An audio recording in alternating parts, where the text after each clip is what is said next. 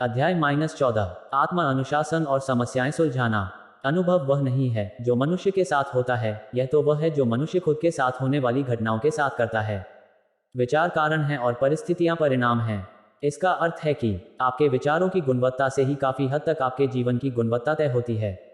सबसे शक्तिशाली मानसिक सिद्धांत यह है, आप वही बन जाते हैं जिसके बारे में आप अधिकांश समय सोचते हैं। हर क्षेत्र के शीर्षस्थ लोग बहुत समाधान कवित होते हैं। वे ज्यादातर समय समाधानों के बारे में ही सोचते रहते हैं।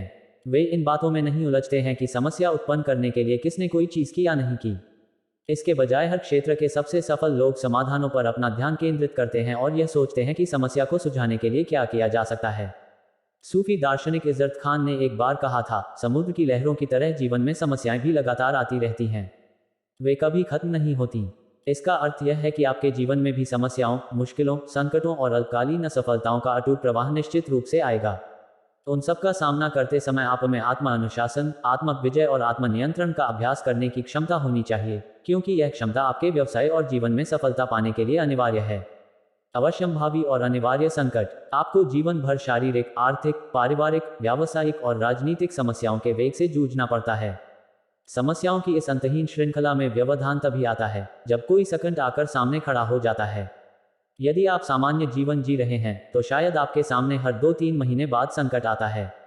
और संकट के दौर में ही आप अपने व्यक्तित्व की गुणवत्ता और अपनी चारित्रिक शक्ति को सचमुच प्रदर्शित करते हैं। अप्रत्याशित झटकों और सदमे भरी परिस्थितियों का सामना करते समय ही आप दुनिया को दिखा सकते हैं कि आप दरअसल किस मिट्टी के बने हैं। पूरा जीवन एक परीक्षा है। इकलौता सवाल यह है कि आप इसमें उत्तीर्ण होते हैं या अनुत्तीर्ण। समस्याओं की प्रकृति ही ऐसी होती है कि वे बिन बुलाए या बिना बताए चली आती हैं। वे आपको पहले से चेतावनी नहीं देती हैं। आप उनका अनुमान भी नहीं लगा सकते हैं।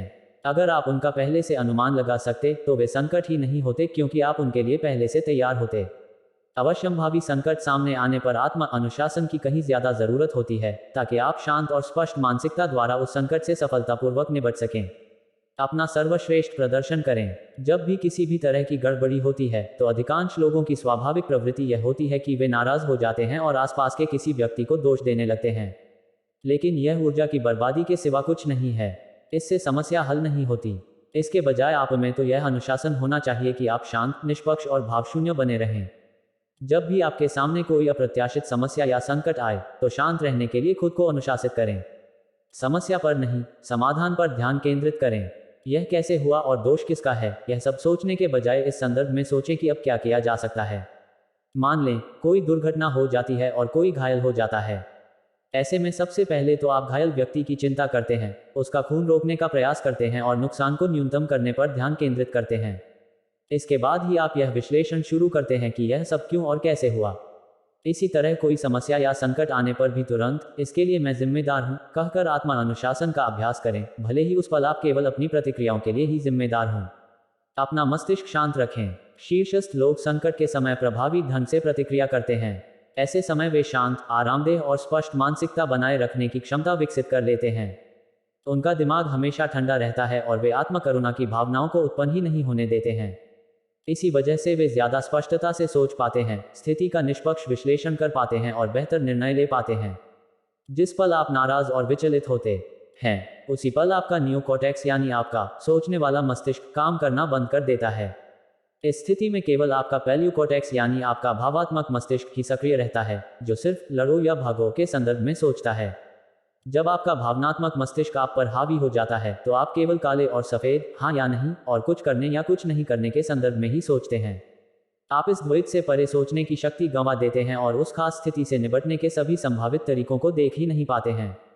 शीर्ष लोग यह बात अच्छी तरह जानते हैं कि हर समस्या आत्मनियंत्रण और व्यक्तिगत आत्मविश्वास बढ़ाने का अवसर है। आप जितनी बड़ी समस्याएं सुलझा सकते हैं, जीवन में आप उतने ही ऊपर उठेंगे। सफलता की सीढ़ियां। कुछ साल पहले डॉक्टर लॉरेंस पीटर ने द पीटर प्रिंसिपल नामक पुस्तक लिखी। इस रोचक पुस्तक की केंद्रीय अवधारणा सत्य के काफी करीब है।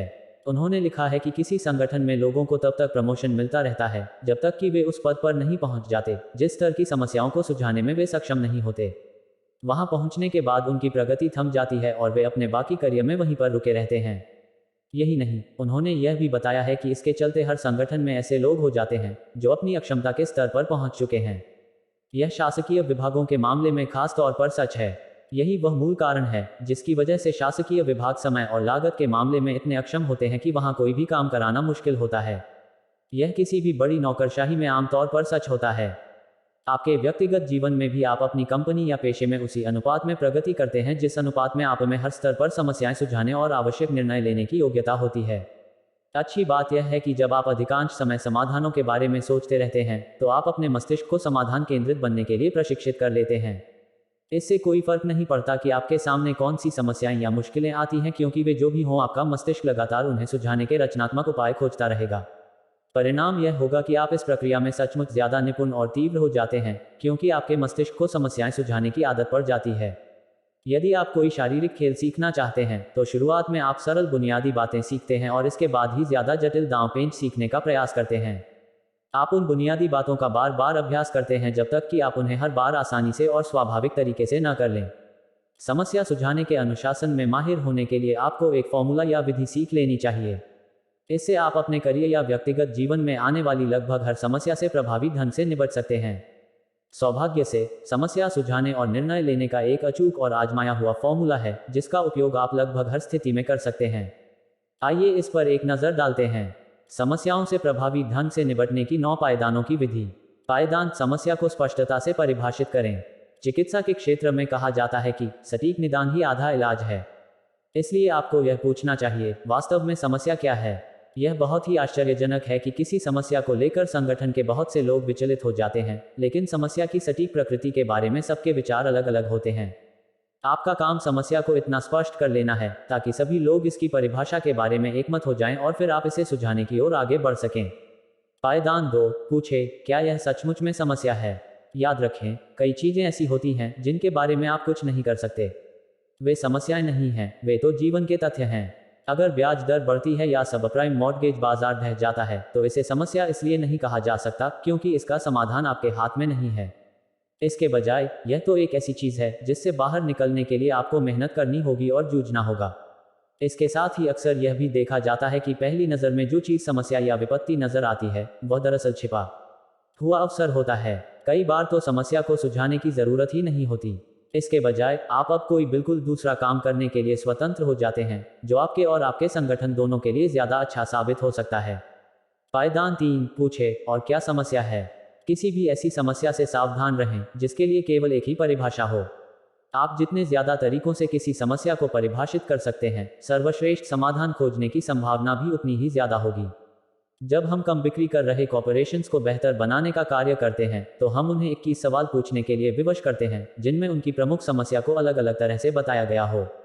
समस्या के संदर्भ में हर भिन्न सवाल या परिभाषा का समाधान भिन्न होता है और प्रायः वह कॉर्पोरेशन बिल्कुल ही अलग दिशा में ले जाता है। उदाहरण के लिए, हम पूछते हैं, समस्या क्या है? पहला जवाब मिलता है, हमारी बिक्री बहुत कम है। अगला सवाल है, समस्या और क्या है? जवाब, हमारे प्रतिस्पर्धी की बिक्री बहुत ज्यादा है। उद्धरण: फर्क पर गौर करें। यदि समस्या यह है कि आपकी बिक्री बहुत कम है तो समाधान स्पष्ट है, विज्ञापन और प्रचार प्रसार बढ़ाना और अपनी बिक्री की गतिविधियों को तेज करना। दूसरी ओर, यदि समस्या की परिभाषा यह है कि आपके प्रतिस्पर्धी की बिक्री बहुत ज्यादा है तो जवाब यह हो सकता है कि अपने प्रोडक्ट्स को बेहतर बनाएं, अपनी प्रोडक्ट लाइन बदलें, भाव कम करें या कोई नया व्यवसाय शुरू करें। इस तरह के सवालों की श्रृंखला का जवाब देने पर आपको अंततः सही परिभाषा मिल ही जाएगी जिससे आप सही समाधान पर पहुंच सकते हैं। पायदान 4: पूछे, यह समस्या क्यों उत्पन्न हुई? समस्या के कारणों को समझने का प्रयत्न करें ताकि वह समस्या दोबारा उत्पन्न ही न हो सके। यदि आपके जीवन या व्यवसाय में कोई समस्या बार बार आ रही है तो यह इस बात का सूचक है कि आपका व्यवसाय सही तरीके से व्यवस्थित नहीं है या उस विशेष क्षेत्र में अनियंत्रित है। आपके व्यवसाय तंत्र में कहीं न कहीं कोई दोष है जिस वजह से वही समस्या बार बार उत्पन्न हो रही है। आपका काम यह पता लगाना है कि ऐसा बार बार क्यों होता है ताकि आप समस्या को जड़ से ही खत्म कर सकें। पायदान 5: पूछें, सभी संभावित समाधान क्या हैं? आप जितने ज्यादा संभावित समाधान खोज लेंगे, आपको सही समाधान मिलने की संभावना भी उतनी ही ज्यादा होगी। समाधान की गुणवत्ता और समस्या सुलझाने के लिए सोचे गए समाधानों की मात्रा के बीच सीधा अनुपात होता है। हमेशा ऐसी समस्या से सावधान रहें जिसका केवल एक ही समाधान नजर आता हो। पायदान 6: पूछें, इस वक्त सबसे अच्छा समाधान क्या है?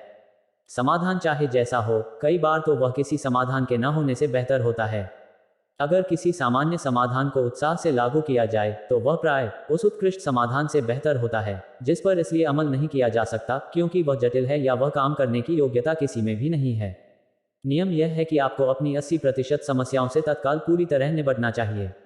केवल 20% समस्याओं को ही भविष्य के लिए छोड़ना उचित होता है। लेकिन ध्यान रहे, जब आप किसी समस्या को भविष्य के लिए छोड़ रहे हों तो उसके समाधान पर निर्णय लेने के लिए एक डेडलाइन तय कर दें और फिर उपलब्ध जानकारी के आधार पर उस डेडलाइन पर अपना निर्णय लें। एक नियम है जो यह कहता है कि हर बड़ी समस्या कभी एक छोटी समस्या थी जिसे उस वक्त आसानी से और कम खर्च में सुलझाया जा सकता था। कई बार सर्वश्रेष्ठ रणनीति समस्या को शुरू में ही खत्म करना होती है। जब यह स्पष्ट हो जाए कि एक समस्या है और एक समाधान है तो आवश्यक कार्यवाही करें और जल्दी करें। पायदान 7, निर्णय लें। समाधान, कोई भी समाधान चुनें और फिर एक कार्य दिशा तय करें।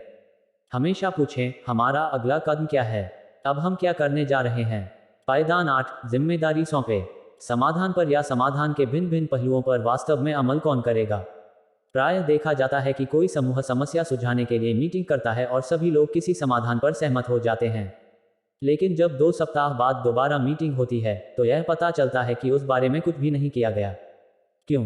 क्योंकि उस निर्णय पर अमल करने की स्पष्ट जिम्मेदारी किसी को नहीं सौंपी गई थी। पायदान 9, निर्णय के लिए एक पैमाना तय करें। आप इस निर्णय से क्या प्राप्त करने का प्रयास कर रहे हैं और आप परिणामों को कैसे तौलेंगे? आपको कैसे पता चलेगा कि यह समाधान कारगर रहा? आप समाधान से कौन सा परिणाम प्राप्त करना चाहते हैं, यह बहुत महत्वपूर्ण होता है।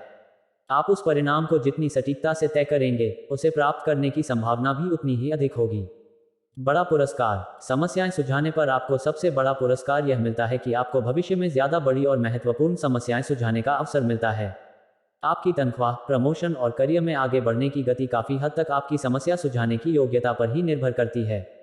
आप समाधानों पर जितना ज्यादा ध्यान केंद्रित करेंगे, आपके दिमाग में उतने ही ज्यादा समाधान आएंगे और अपने संगठन के प्रति आपका योगदान उतना ही ज्यादा मूल्यवान होगा। आत्मसम्मान के दूसरे पहलू को आत्म सक्षमता कहा जाता है।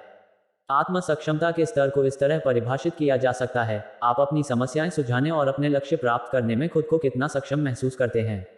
आप अपने दैनिक जीवन की समस्याओं और मुश्किलों को सुलझाने में खुद को जितना ज्यादा सक्षम महसूस करते हैं, आप खुद को उतना ही ज्यादा पसंद करते हैं। आप खुद को जितना ज्यादा पसंद करते हैं, आप ज्यादा बड़ी समस्याओं को सुलझाने और ज्यादा महत्वपूर्ण परिणाम प्राप्त करने में उतने ही ज्यादा आत्मविश्वासी और सक्षम बन जाते हैं। इसी से सफलता मिलती है। अपने पेशे में समस्या सुलझाने की योग्यता काफी हद तक आपकी हर उपलब्धि को तय करती है। जो लोग समस्याएं सुलझाने में माहिर होते हैं, वे हर क्षेत्र के सबसे मूल्यवान और सम्मानित लोगों में गिने जाते हैं। इस वजह से सफलता को समस्याएं सुलझाने की योग्यता के रूप में भी परिभाषित किया गया है। इसका अर्थ यह भी है कि खुशी समस्याएं सुलझाने की योग्यता है, नेतृत्व समस्याएं सुलझाने की योग्यता है। जब आप दैनिक जीवन की अवश्यंभावी और अनिवार्य समस्याओं एवं संकटों का सामना करते समय आत्म अनुशासन और आत्म नियंत्रण का अभ्यास करते हैं, आप अपने हर काम में ज्यादा सक्षम और प्रभावी बन जाते हैं। तब आपके आसपास का हर व्यक्ति आपका सम्मान करेगा। आपको व्यक्तिगत शक्ति और सामर्थ्य का जबरदस्त एहसास होगा। जल्द ही आप अपने संगठन के सबसे महत्वपूर्ण लोगों में से एक बन जाएंगे। कार्य अभ्यास 1, समस्याएं सुलझाना गणित के सवाल सुलझाने जैसा होता, इसे बार बार अभ्यास करके सीखा जा सकता है। इसकी शुरुआत करते हुए यह पता लगाएं कि आज आपके सामने मौजूद सबसे बड़ी समस्याएं कौन सी हैं। 2, अपने दैनिक कार्यों में आप जिन समस्याओं से जूझते हैं, उन्हें सुलझाने की पूरी जिम्मेदारी स्वीकार करें और फिर समाधानों के बारे में सोचें। 3, अपनी सबसे बड़ी व्यावसायिक या व्यक्तिगत समस्या को स्पष्टता से परिभाषित करें। उसे लिख लें। वास्तव में समस्या क्या है? 4, यह समस्या क्यों है? क्या यह छिपा हुआ अवसर हो सकती है? यदि ऐसा है तो इस समस्या में कौन सा अवसर या सबक छिपा हुआ है? 5, समस्या और क्या है? शायद वास्तविक समस्या कोई और है जिसका आप सामना नहीं करना चाहते। 6, सभी संभावित समाधान क्या हैं और क्या समाधान हो सकते हैं? 7, इस समय मौजूद सबसे अच्छे समाधान को चुनें और फिर तुरंत कार्य करने में